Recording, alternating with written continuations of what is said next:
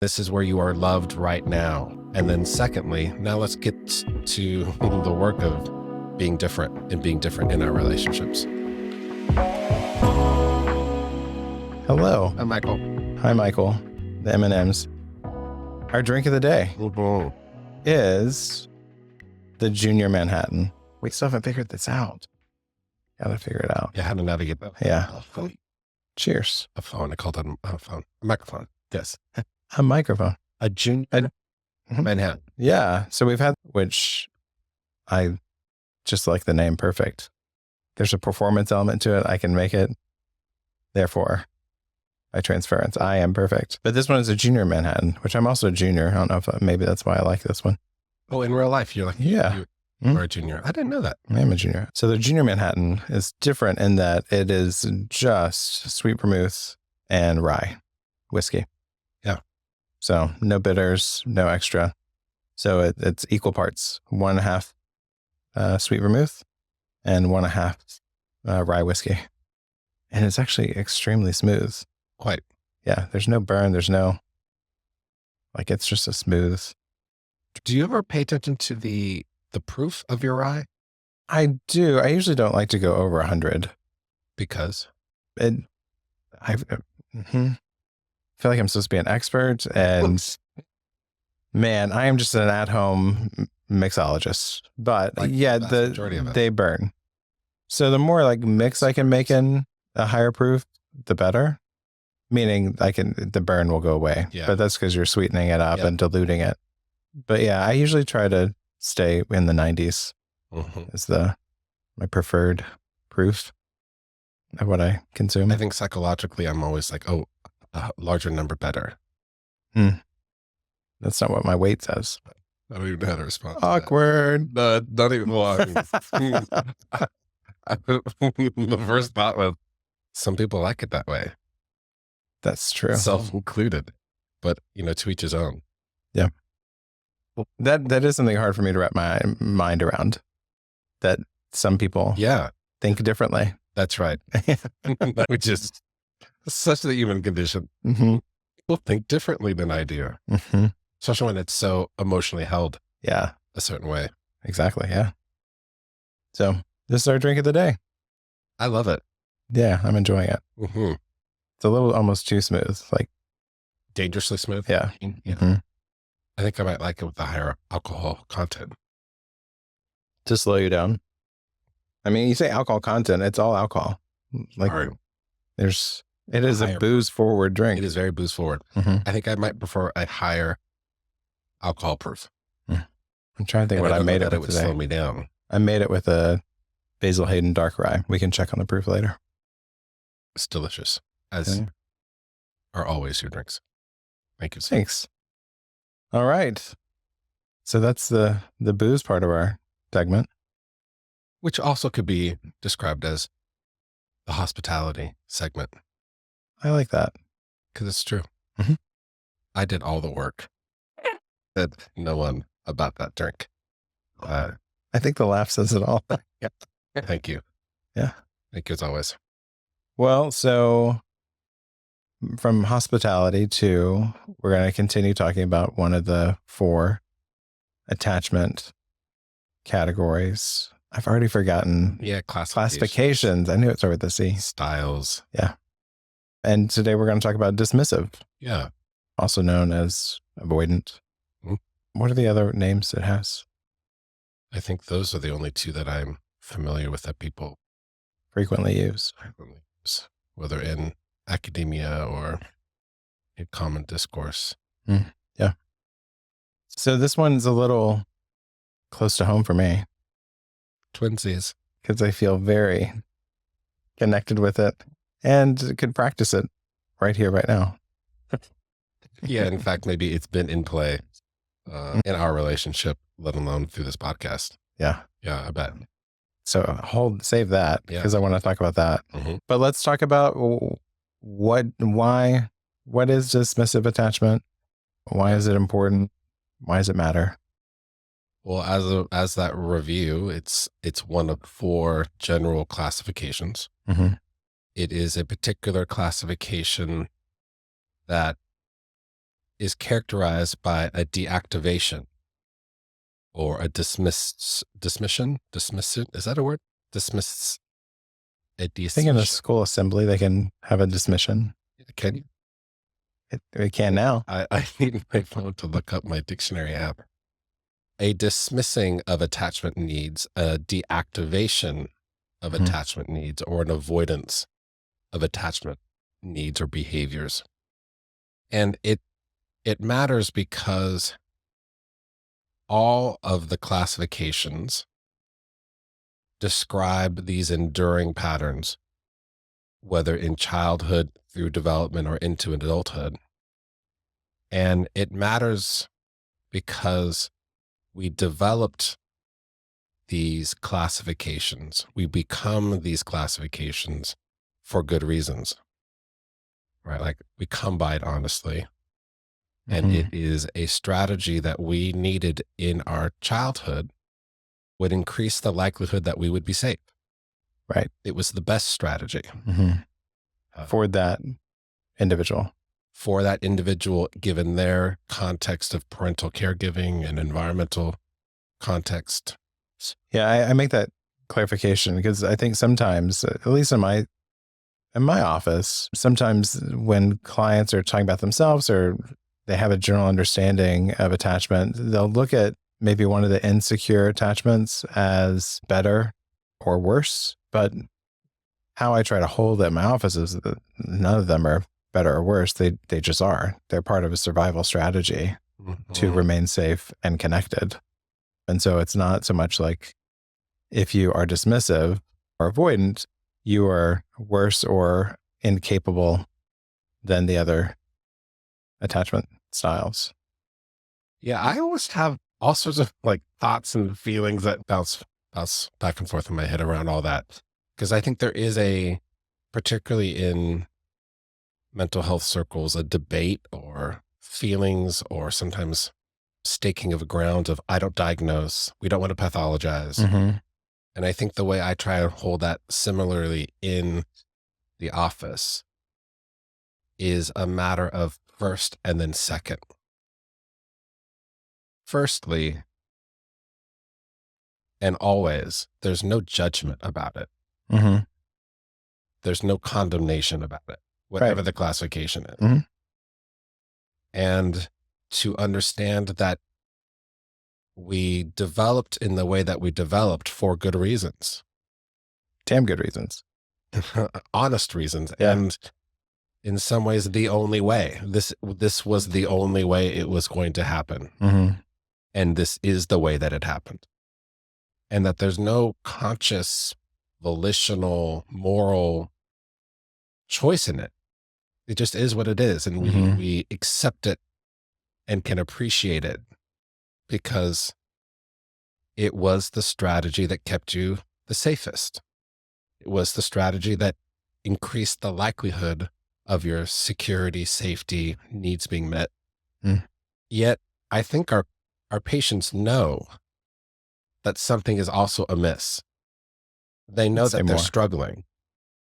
Most patients come to counseling because of some sort of distress in relating, some sort of relational distress, discomfort, displeasure, dis-ease. Sure. And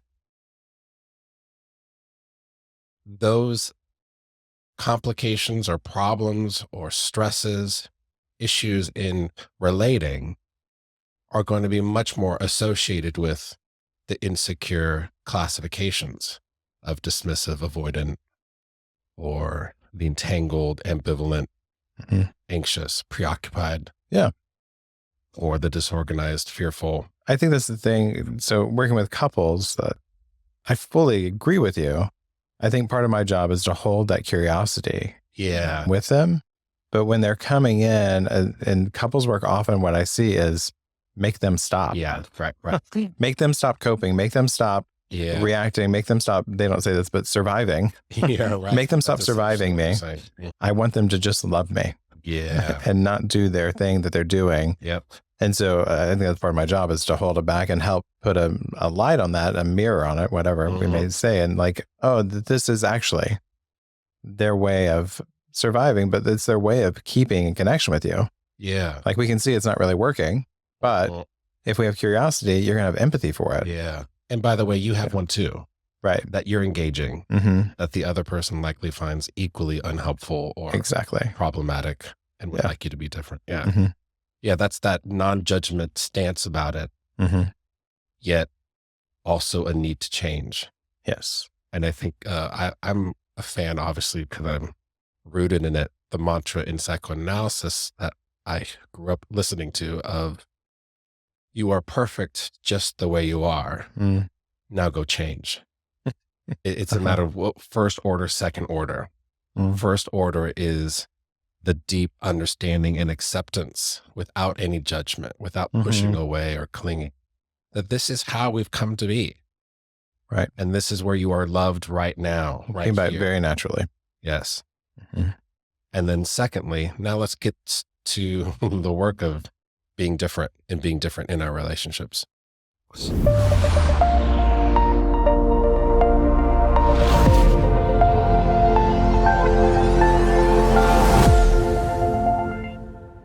So let's talk about dismissive and focus a little bit more on that, of how one question we talked about in the secure attachment was how it's developed. This dismissive, avoidant, deactivated place we go to. And why would someone develop that strategy? Yeah, and this is going to sound harsh, and I don't know how to make it less harsh. To me or to, I think, the general audience. Okay. I'm aware of that. They're fine. Yeah, they're fine. They're fine. Everybody's fine. Be independent. Speaking of, what detachment strategy we're talking about? Okay. What we see in children and adults who are classified with that dismissive attachment, what we observe are repeated and consistent rejections of the child's attachment behaviors. Right. It happens across time. It's not a single kind of an event. It's a developed strategy through a series of experiences where the child's attachment behaviors are consistently and persistently rejected or turned away or ignored. And that can range in severity or activeness. Right. But in general, what the infant is experiencing is a turning away from their attachment behaviors.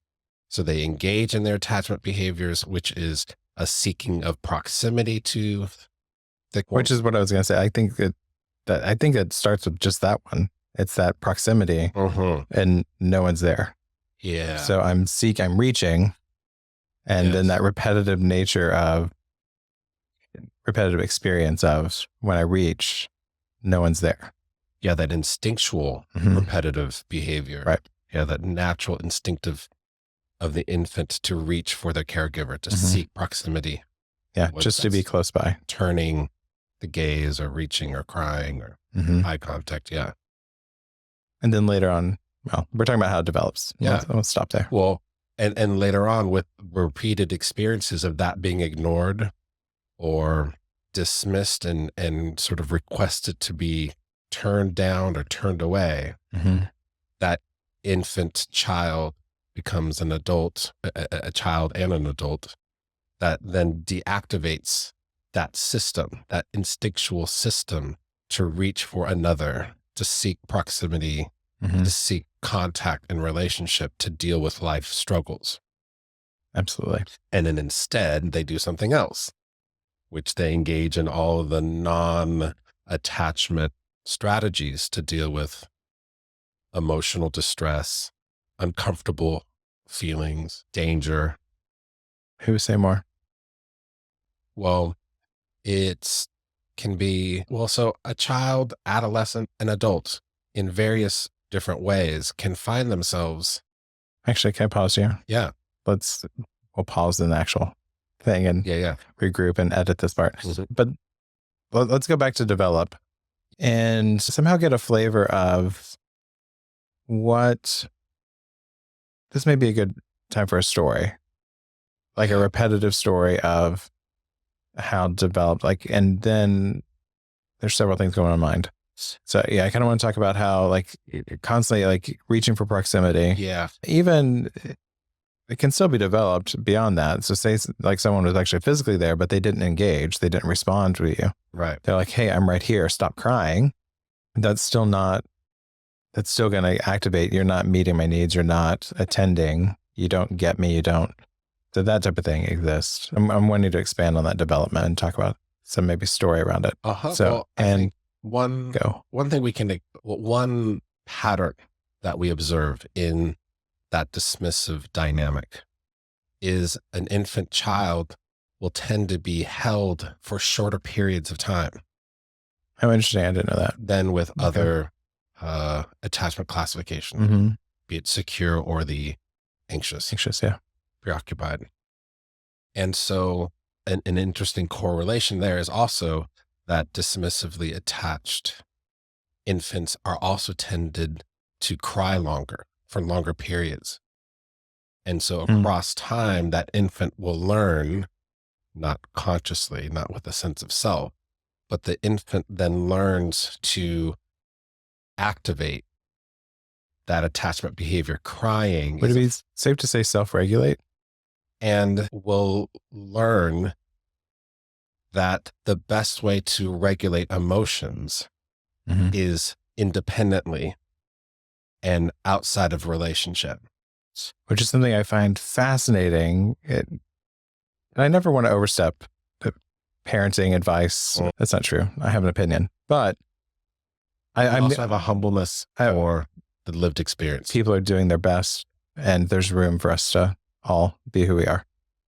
And maybe in my own situation, I feel like that self-regulation, that deactivation was prized as maturity. But when I look at it this way, it kind of makes me a little sad of like, I don't know if it's so much mature, but it was just not comforting. This is how I keep your attention, is by deactivating myself. Yeah. So when I think about this, it actually is quite sad. And again, I think most people are just doing their best. They're also trying to sleep.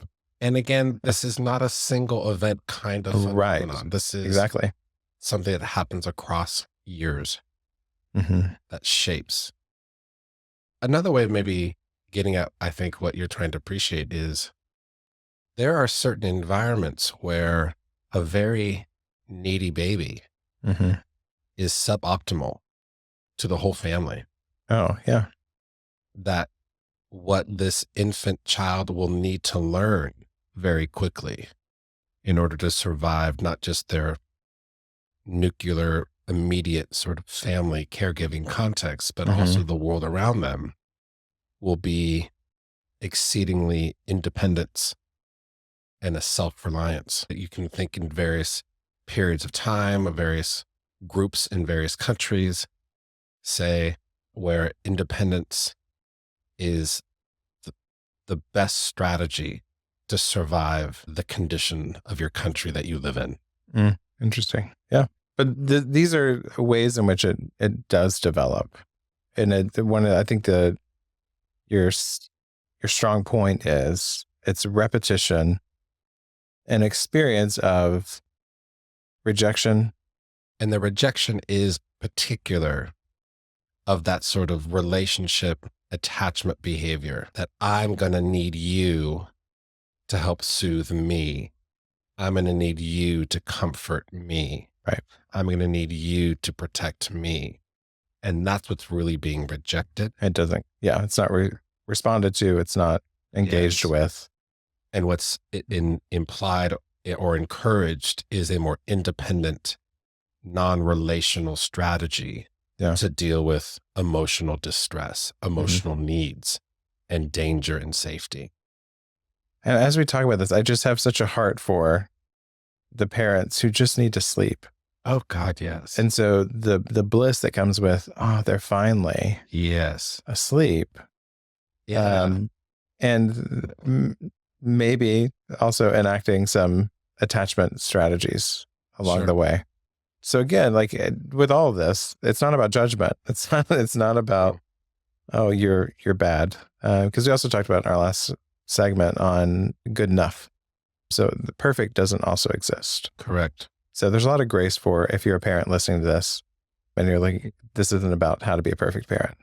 This is just like, oh, life has happened. And this is a way in which your child, you yourself, have attempted to survive and maintain connection. It's also about how to make that survival more flexible, Yes. more complicated, more nuanced, more sophisticated. Yeah. And thus optimal. Yeah. Yeah, no, child rearing is certainly the hardest thing I've ever done. And certainly the thing I've failed at the most. And part of it is because children are consistently needy, persistently needy. They just, an example I always give is a thought I had when my firstborn was crying and was likely hungry, given the last time he had been fed, that I had fed him, and given what time it was now. And my thought was, I already fed you today. Why aren't we done? Yeah, why aren't we done? I fed the dog once today. I will feed myself-ish once today. And why can't you be fed? And it's a sort of grating on my nerves that they need me. And so I'm apt to not meet those needs by encouraging the kid to turn away from what he needs. Please soothe yourself. Please feed yourself, soothe yourself, comfort yourself. Please don't need me because I don't want to need you. Yeah. That's the strategy that develops across time, is don't need others, especially for these relational needs. Solve them with all the other non-relational ways of comforting, soothing, safety, creating. Yeah, I want to, and maybe I'm overstepping, maybe we should talk about it, is the idea of needing and wanting, especially with the dismissive. That's something I get in my office quite a bit, is they don't want me. They don't want being the other partner that's dismissive. And I'm not convinced that that's true. I think we're all in desperate need of the other. And I think we want the other. So I haven't flipped those even as I said it. Sure. Well, I think you're making a cosmological or theological or anthropological statement about the human condition. Yeah. Yet the patient who is in a romantic relationship with someone who is likely categorized as dismissive is having an experience of them as someone who's saying or behaving in a way that says they don't want me, they don't need me. Is that what you're saying? Yes. And you're poking at that as perhaps not entirely poking, true. Berating it, saying stop it. Yeah, as the case may need to be. Well, I think what's interesting is when we researchers examine and study dismissively attached classified people, there is an interesting dichotomy that they will say one thing and do another. Yes, absolutely. And so they will say they value, they will say they want to be married, they want to stay in this relationship. They say they need each other. But then they're in the closet, in the dark, isolated from the family. Yeah. Being very good, self-sufficient little kid. I mean, adults. Yeah. Yeah. So there's this interesting dichotomy that particularly comes with that classification that shows up in the way a couple thinks about each other, about the way an individual thinks about themselves and their childhoods.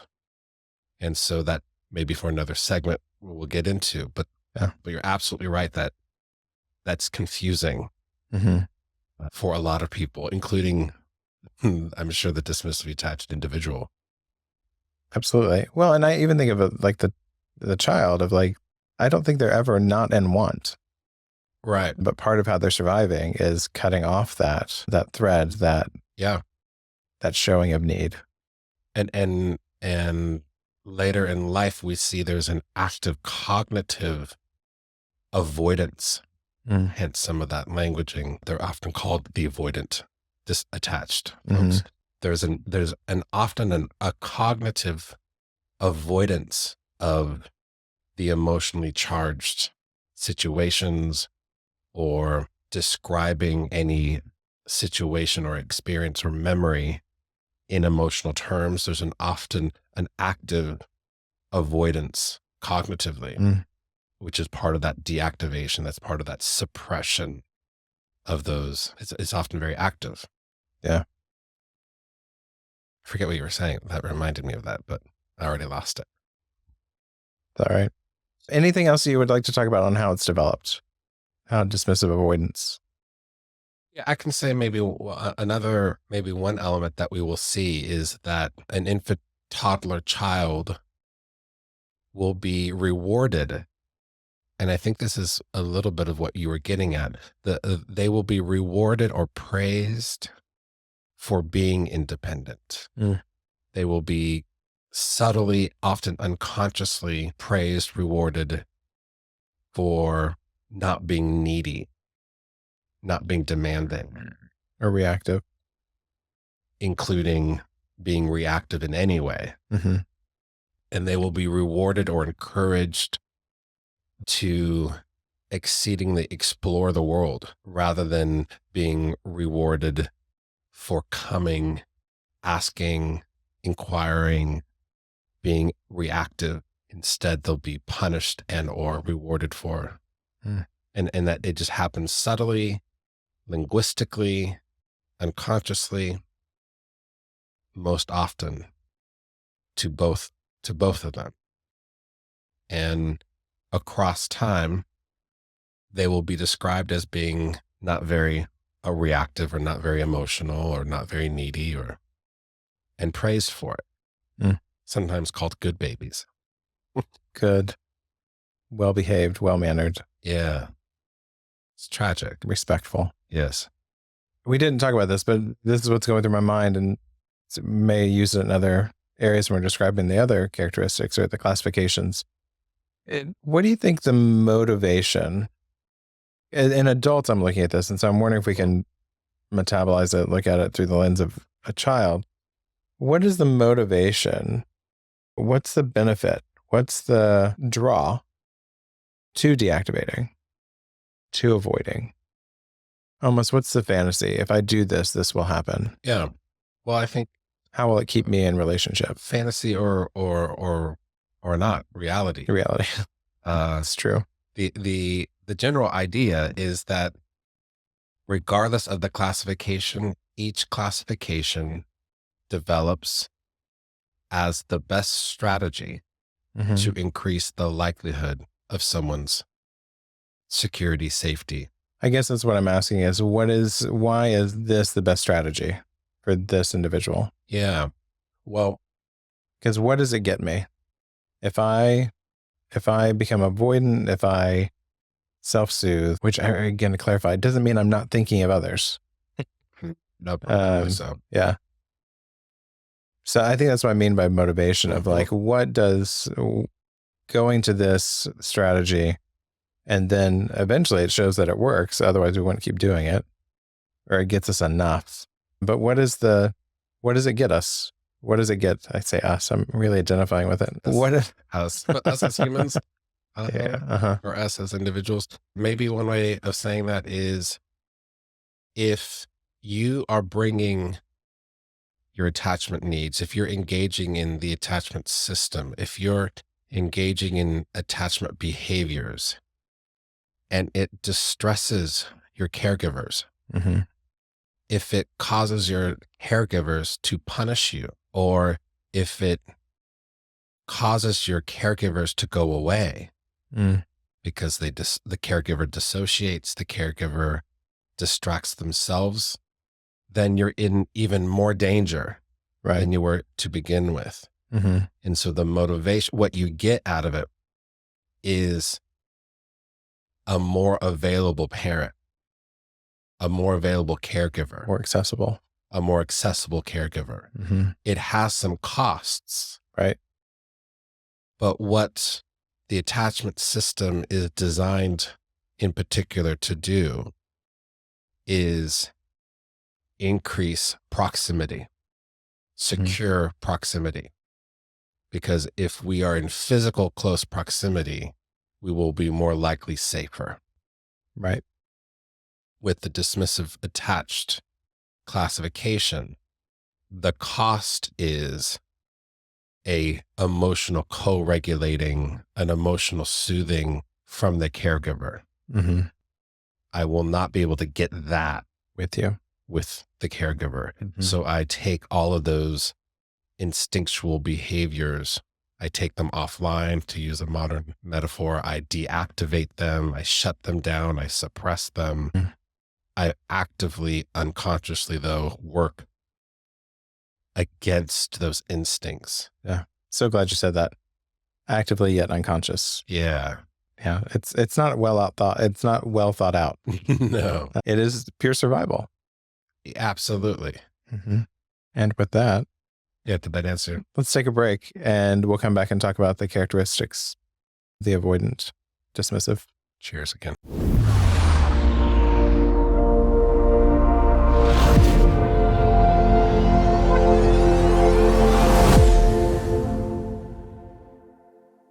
What a cliffhanger. Truly happened. It did. And I think it's in part a testimony to your attachment classification that you inherit from your childhood. Right. Can change. It can change beautifully in particular relationships. And so, namaste to the beauty of your earned security that you invoke in me and I in you. Yes, agreed. I am my beloved's and my beloved is mine. I do really appreciate the safeness that we have with each other. Yeah. Safeness, sacredness. And playfulness. And playfulness. Which is what you're, the comment that was said right before was, we have to go get playful. Let's get playful, because that's what people want to listen to. Sure, as if, that's right. And as if what we were just doing wasn't playful, even if it was as it was dark as hell. I don't think of it as dark. It's interesting. Oh, I think it is dark. Yeah. And they'll never know. That's not true. That's true. They just won't know right now. They won't know right now. Because right now, what we're going to do, we're going to get playful. We're going to continue being playful. Yeah. Part of my dismissive, and maybe we can talk about this, maybe this is a characteristic of part of my dismissive attachment style is my need for perfection and to do it right. So even we were just chatting before on the segment we just recorded, and I'm feeling very much in my head. And other episodes, not feeling that way. I'm just feeling like one of the reasons I wanted to do this whole podcast is because of a conversation we had. Yeah. And just the free flow of it. Yeah. And it was a very intelligent and very wise conversation, but I wasn't in my head about saying it right, getting it right, being right. Yeah. You weren't very self-conscious. No. And then I went and presented the next day and people said it was fine. I thought I bombed it. Felt very uninteresting. And that's what I've always craved, is to go back to that conversation of like, this is the magic. This is what I loved. And so back to that, I knew that you were self-conscious and in your head. When I presented? Yeah. So it felt that way only because I thought I knew and was accurate. That and dead on. And spot on. And it's just interesting how our self-perception and other perception is often incongruent. Sure. Yeah. And probably good enough, but yeah, it wasn't nearly as authentic like that conversation that was spontaneous and free-flowing and lacked self-consciousness. So on second drink and debriefing a bit, going into this segment a little bit, maybe less self-conscious and not. Yeah, I hope so. so worried Yet, about getting it right. It's always going to be there. I mean, we're being recorded, so there's that element. But what we're going to talk about is the characteristics, the enduring effect, the superpowers of dismissive, avoidant attachment strategies, style, characteristics, classifications. These patterns endure. All the things. They endure. I keep wanting to confuse endure with endearing. Not the same. Not the same, but it can be endearing toward, and some of them can be endearing. Sure, why not? But yeah, no.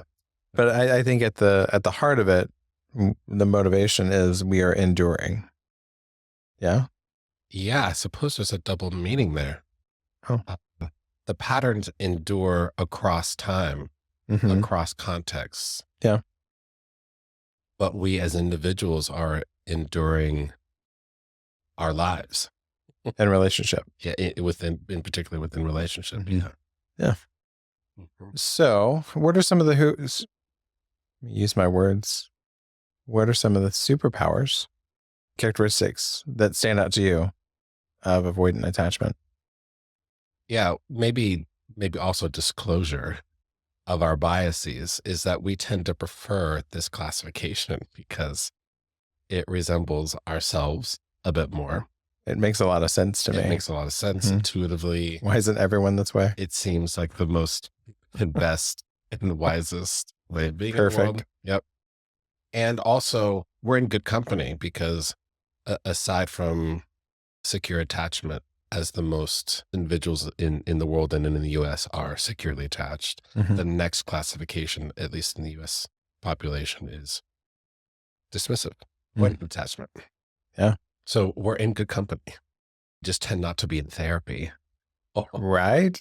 Because one of our superpowers is it may be illusory and it may be pseudo, but we tend to be rather self-sufficient and independent. Right. And we tend not to be a squeaky wheel in when it comes to our own needs. And we can be very efficient at living independently. Yeah, I don't know why I'm pausing there, but yes, that's absolutely right. I imagine part of the pause is that it's also illusory, it's also pseudo, because the reality is that we live in a profoundly relational matrix. And we have profoundly, inherently relational needs and problems that need relational solutions. So it is sort of true and not true that we are independent. Right. It's true and not true that we are self-sufficient. It's true and not true that we are self-soothing. Yeah, I think a word I would just like add to that is like we are self-surviving. Yeah. The moment, whatever moment we're in, but can look very distant from an outside perspective. Sure. Yeah. I'm looking kind of at our list over there, and it just makes me kind of giggle because it's aloofness and contempt, not content. Yeah. But also, yeah. How would you say, like, what would be an example of like the aloofness and contempt would be an avoidant? Any situation in your own life come to mind, or? Yeah, well, these individuals may not describe, like you might say, hey, how was your day? And their response will likely lack a lot of emotional content. It will likely not involve a lot of internal self-reflection, content about the internal life, and probably won't involve any sort of stories about what they were needing. Right. Throughout the day. That's actually one of my favorite things in therapy with my clients. And so I'll ask about childhood or something, and there's already a protection that comes up. Yeah. And so I'm like, tell me about your parents. What was your relationship like? Oh, great. Classic childhood. Everything was good. Like my parents went to all my games. They showed up to everything I was involved in. Yeah. That's it. AKA had a great childhood, but no needs were talked about.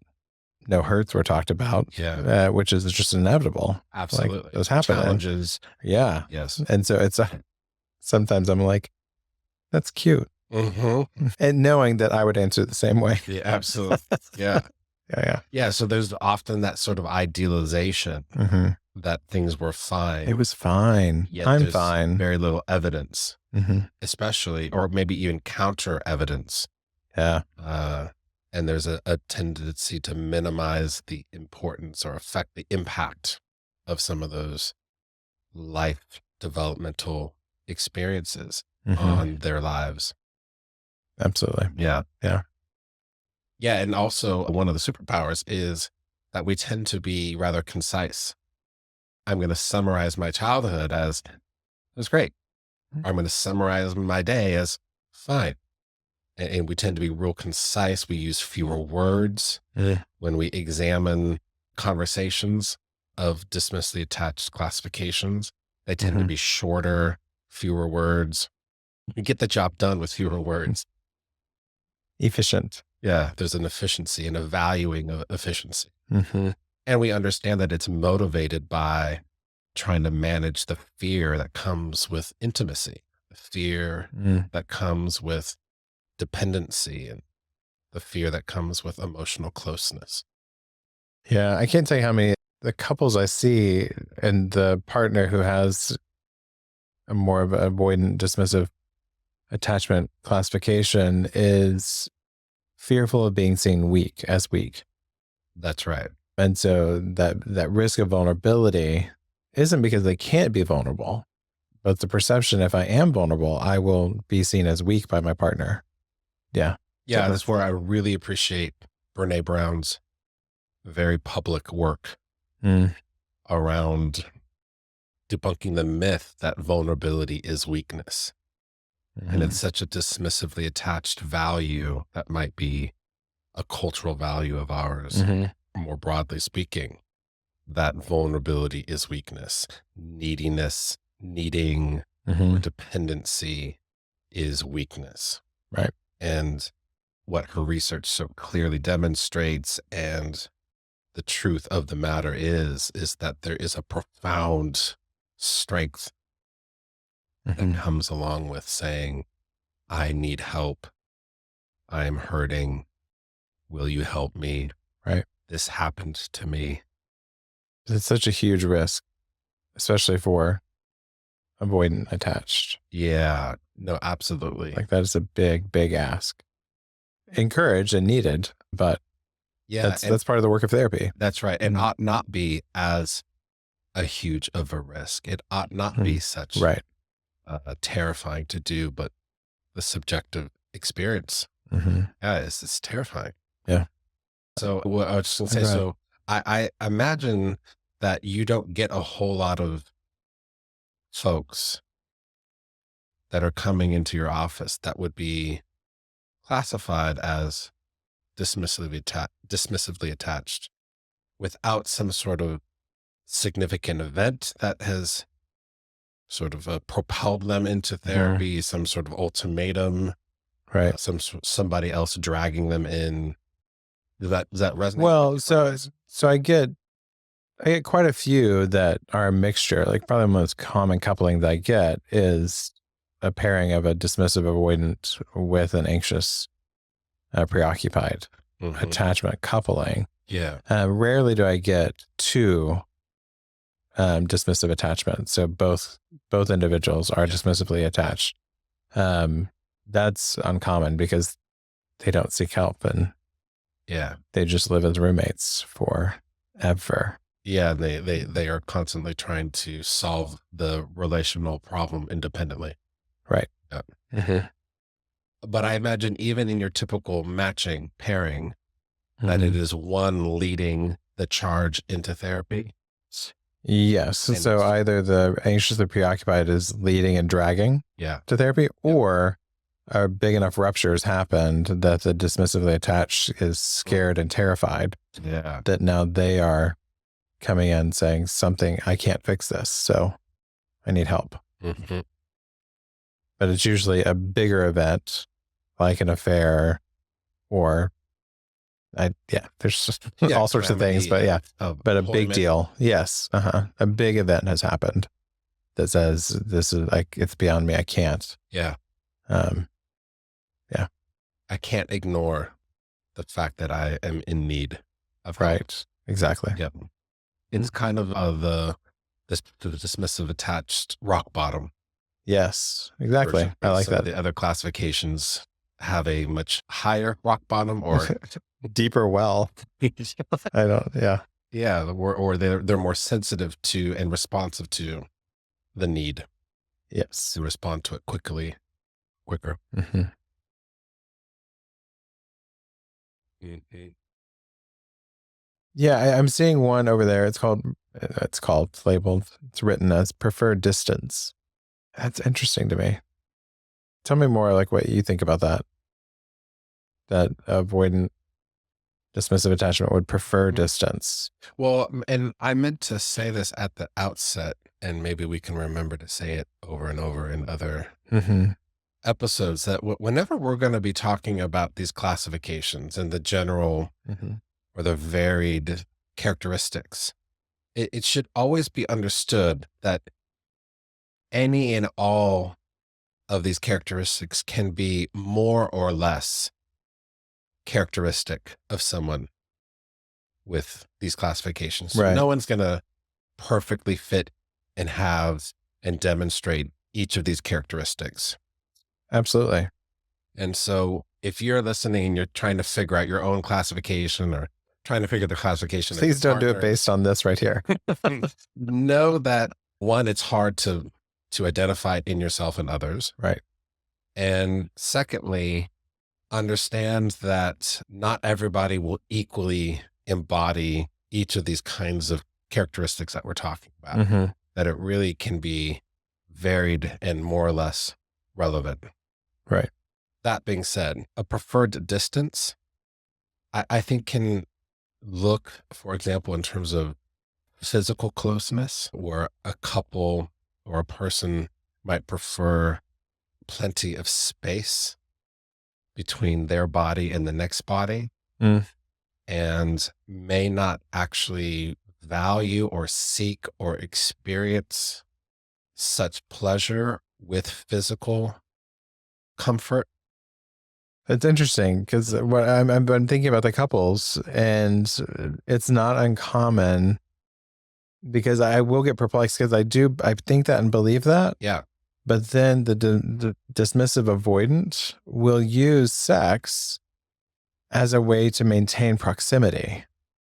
Absolutely true. It's not emotional. It is purely physical connection. Or it is emotional, but it's done very privately.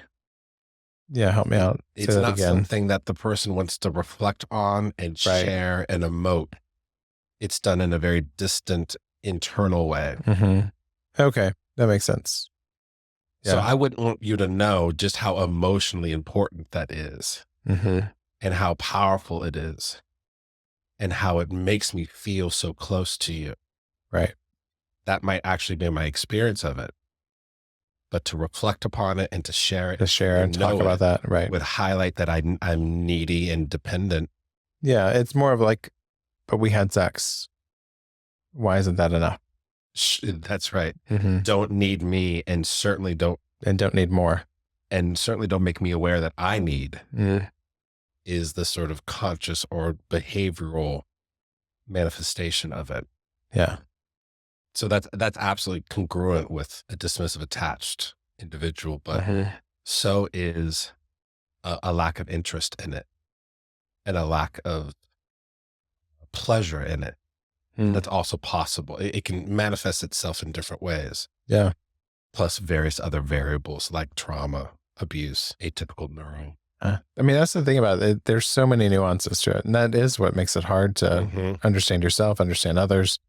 I think one of the ways that I really conceptualize all the attachment styles, characteristics, I can't get classification down. It's going to stick one day. I hold them on a graph of view of self and view of other. And the dismissive avoidant has a positive view of self and a negative view of other. And in that continuum, in their quadrant, they can be very close to the center. They can be very far removed. But that negative view of other isn't that others are bad. It's the negative view is when I reach, they won't be there. Yes. And so that positive view isn't a narcissistic view. It's I'm safe within. Yes. And so that view of self gets larger when the more I have to depend on myself and unable to, or unsuccessfully able to reach and get responded to. Yeah. In that dismissive classification, you can also find in that same vein, a kind of defensive projection where the dismissive classified individual is going to project or disavow the particularly needy parts of themselves Mm-hmm. and project that onto others, that they're needy, Oh, interesting. Yeah. which then can create this sense of, I have a positive sense of myself because I'm not needy. Mm. And that's a good thing. And that's that positive sense of self versus a negative sense of self of others, Being needy. of being needy, Mhm. being dependent, of having needs, of needing more, of never being enough, Mm. which may or may not be true of their partner, but we can see it, the projective dynamic of it Right. that is rooted in an attempt to keep oneself safe. That if this is the way I engage in the world, I will be safer. Mm-hmm. That's its motivation, Right.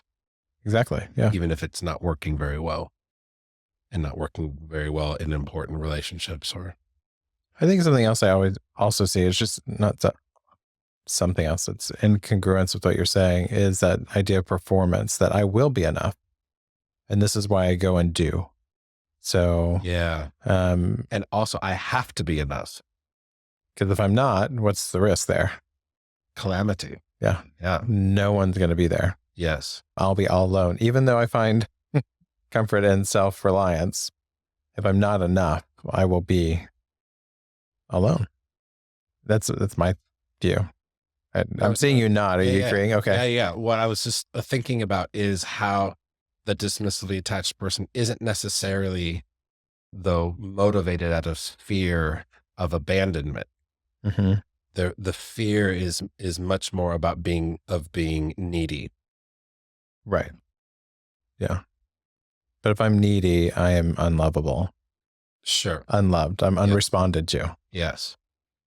Yeah. Yep. And I'm alone. Mm-hmm. And not safe. Right.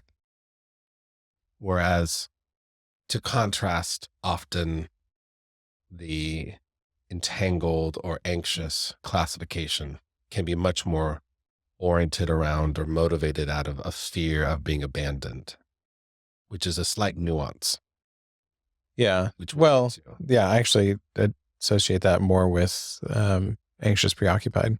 Yeah, that's what I'm saying. The anxious preoccupied is much more concerned about a fear of being abandoned. Yes. Mm-hmm. Whereas the dismissive is much more afraid of being in need. Yeah. One way I'll talk about that is, we'll get there, but is the difference between the two, not including the disorganized, but between the avoidant and the anxious, is the dismissive avoidant is fear of not being enough.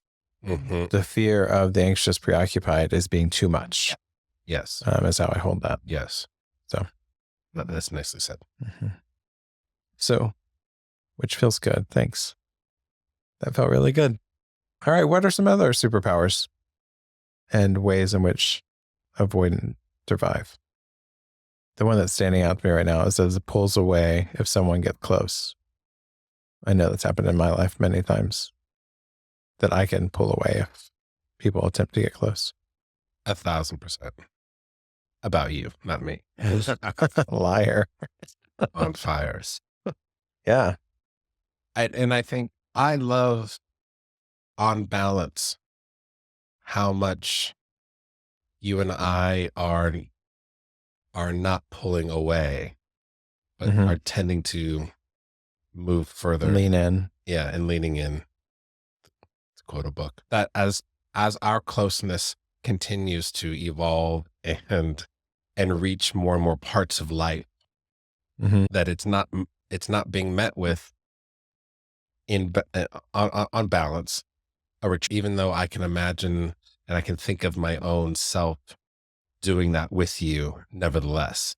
It may be in micro moments and it may be temporary. But it has changed. I'm giggling because I'm just remembering moments. We took a trip together with another friend, and there's moments on that recently, trip that I was just like, I thought we were closer, and I don't know. You've been holding back, my guy. But yeah, I imagine that's interesting. part of that dynamic that works out there, that plays I out. can't wait to talk more about that specifically, probably off air. Yeah. But I find myself in this way relating to that idea of pull away if someone gets close, especially when I'm leading something.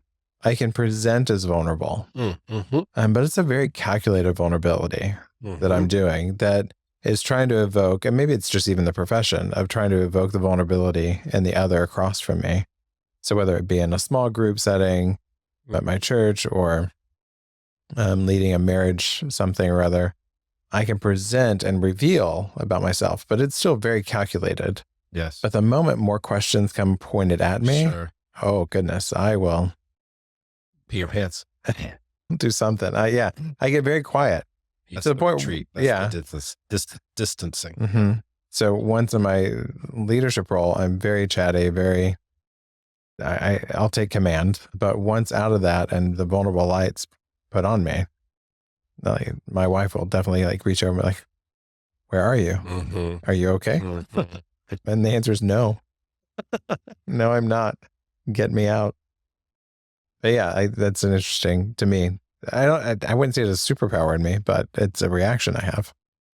Yeah, although I think others probably to a degree experience it as a superpower because it is disarming. It gives, it can send a message of, hey, our vulnerability is accepted and prized or cherished or welcomed and mutually so.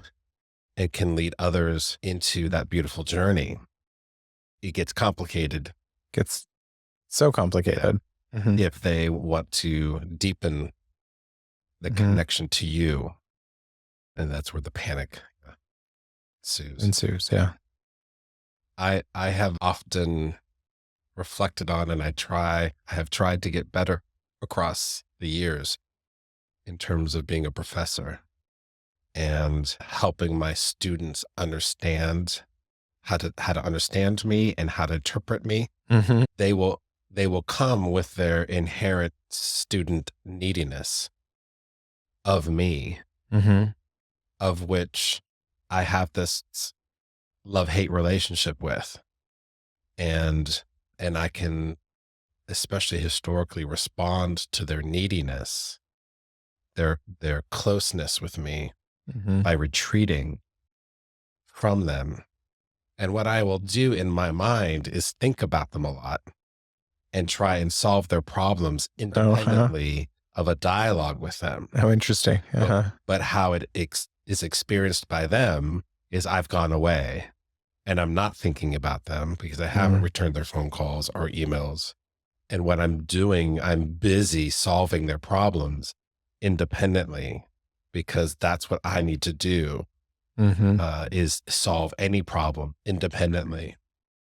Yeah, that's fascinating. That's a really great example, especially how in relationship, like when we're not talking about the parent-child, but we're talking about more egalitarian relationship. Yeah, sure. And there's still a student-professor power dynamic there, but there's a mutuality in there that exists somewhere. And non-romantic. Right. I love this idea that in a withdraw and a dismissive avoidant style, that it's not that you are just absentmindedly not thinking. The other significantly exists inside you. Yeah. Yep. On a continuum and more or less. Right. For some dismissive classifications, people, this is less relevant. But for those of us that are exceedingly dismissively attached, this can also still be true. That the other person's need are very much alive in us. I think that's what I'm trying to clarify too there, is that rarely have I seen, I don't know if I've ever seen actually, that the dismissive avoidant does not have the other constantly in mind, they're thinking of the other. The other would have no idea. They have no clue. Yeah. But they are profoundly having an impact and staying with them. It's just unknown outside of them.